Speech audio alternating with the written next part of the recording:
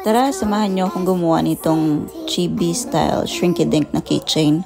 Gumamit ako ng printable na shrink film, pwede sa dye or pigment ink. Ang size niya is A4.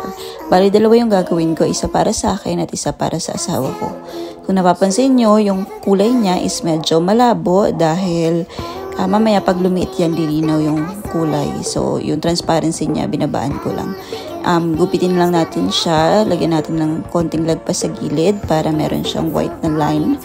And kailangan na natin siya lagyan ng butas bago pa natin siya paliitin. So pinuncher ko lang siya. Ayan.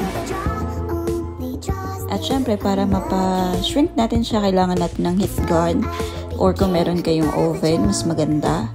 So nilagay ko lang siya dito para hindi siya lumipad kung saan-saan. Ayan, kung napapansin nyo, yan. Lumiliit na siya. Tapos, kailangan meron kayong pang flatten kasi nga magka-curl siya. Ito lang yung ginamit ko na malapit sa akin. Ayan. And for comparison, ito yung original size at saka yung naging size niya pagkatapos. So, gawin ko lang din dito sa kabila yung pagpalit. Ayan. And then, after nun, gagamit tayo ng resin, UV resin.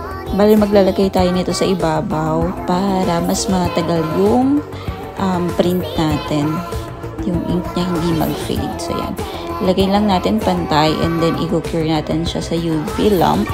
Mas maganda na 2 to 3 minutes natin siyang i-cure.